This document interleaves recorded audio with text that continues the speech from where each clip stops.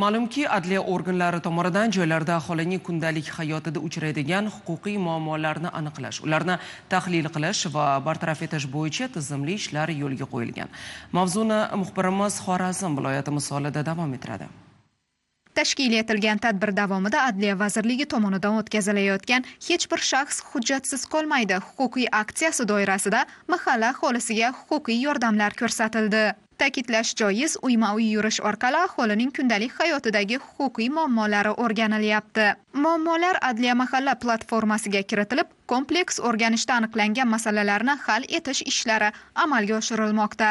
Birgina Yangibozor tumani misolida oladigan bo'lsak, Adliya mahalla tizimi orqali fuqarolarni jami 421 ta huquqiy muammolari aniqlab kiritilgan. Adliya bo'limi bilan birgalikda og'zibirchilikda fuqarolarimizning huquqiy muammolarini yechish borasida hamkorlik yo'lga qo'yilgan va shu hamkorlikni doimo davom ettirib, fuqarolarimizga yengil bo'lishi uchun huquqiy masalalarda doimo adliya bo'limi va mahalla birgalikda yonida turamiz va masalalarni yechib beramiz. Respublikamizda chiqib turgan qonunchilik hujjatlarini bizlar tushunmagan tomonlarni adliya bo'limi o'z mutaxassislari bilan bizlarga tushuntirib, mahalla yettiligiga huquqiy masalalarda yechimini topmay turgan muammolarni adliya bo'limi xodimlari bilan birgalikda yechishga doimo tayyormiz. Xalq bilan yaqindan muloqot qilish, ularni tashvishlantirayotgan muammolarga huquqiy ko'mak berish hamda fuqarolarning huquqiy ongi va huquqiy madaniyatini oshirish maqsadida tashkil etilayotgan